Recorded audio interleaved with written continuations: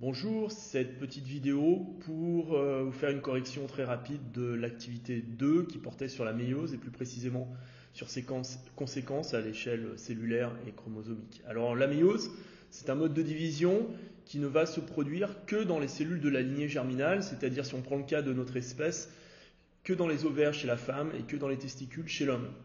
C'est donc un mode de division qui, à partir de cellules germinales, va permettre la formation des gamètes. Et c'est un mode de division bien totalement différent, nous allons le voir, de la mitose qui, elle, affecte exclusivement certaines cellules somatiques.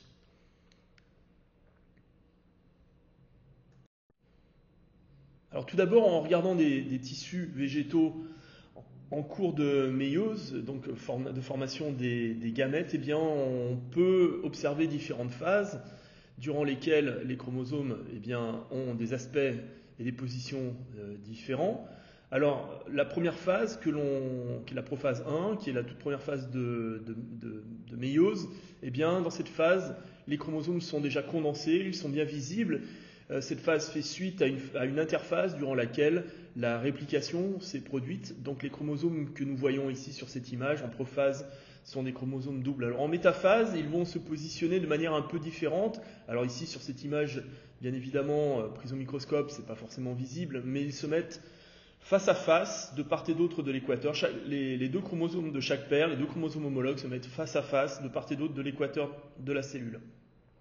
En anaphase 1, les deux chromosomes de chaque paire se séparent partant vers des côtés opposés de la cellule. Alors ce ne sont pas donc dans cette phase-là, contrairement à la mitose, les chromatides qui se séparent, mais ce sont les chromosomes homologues.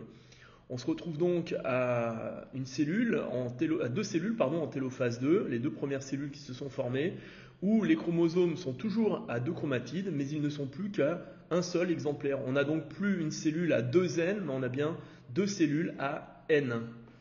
En métaphase, eh bien là, la position des chromosomes est tout à fait comparable à celle d'une mitose, où chaque chromosome, double donc, place une chromatide d'un côté de l'équateur, une chromatide de l'autre côté de l'équateur.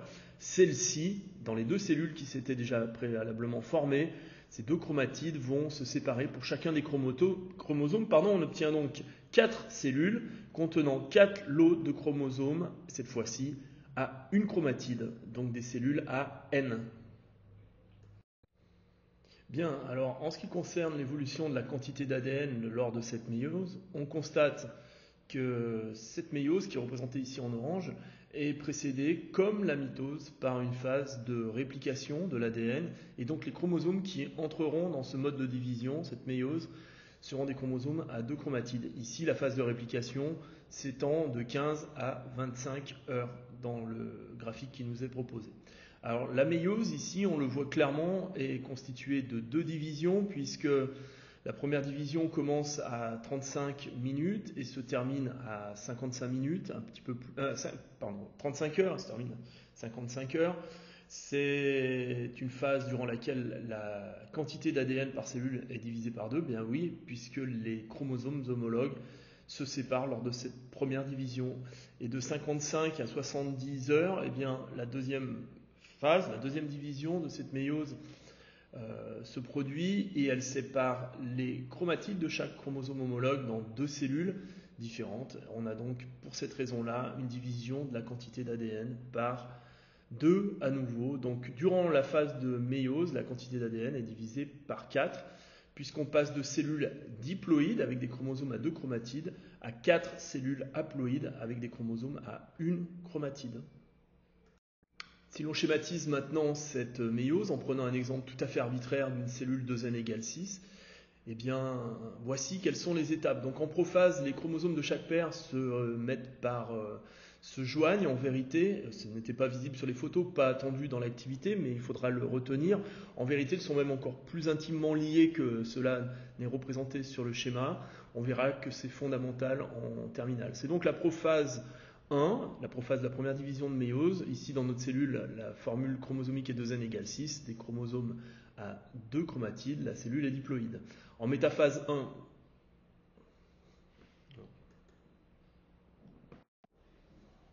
bien, alors, si l'on modélise sous la forme de schéma les étapes de cette méiose, on retrouve une prophase où les cellules sont composées de chromosomes à 2 chromatides. On a donc des paires de chromosomes qui en vérité n'ont pas exactement cette position puisqu'ils sont vraiment appariés et ils forment des paires de chromosomes enchevêtrés avec leurs chromatides enchevêtrés. On verra ça en terminale. Alors en métaphase 1, chaque chromosome d'une paire se place face à l'autre chromosome de la paire. Cela est valable pour toutes les paires. Ils se placent de part et d'autre de l'équateur.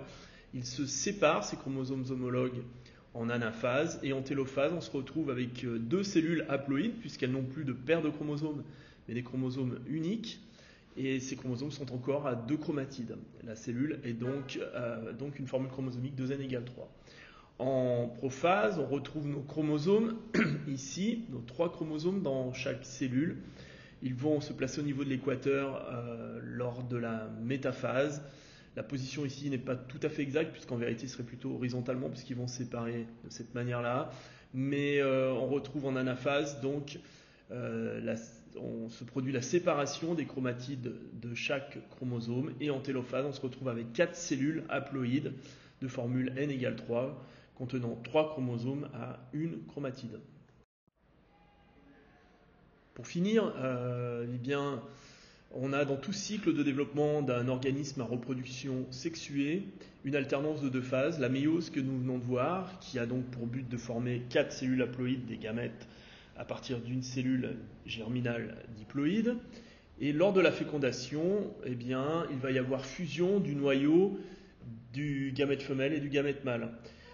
Lors de cette phase, eh bien, comme nous le voyons sur ce schéma, il y a fusion avec notre cellule théorique de deux noyaux à n égale 3, ce qui va former une cellule œuf qui cette fois-ci aura le karyotype caractéristique de l'espèce, ici théorique, 2n égale 6, puisqu'il y a reformation des paires de chromosomes homologues. Alors ici on les a schématisés une chromatide, mais ils sont en fait à 2 chromatides, mais il n'y a pas de souci, c'est la même chose pour nous, et donc on se retrouve avec une cellule qui a bien le karyotype de l'espèce. Donc chez nous, cette cellule œuf est déjà à 2n égale 46.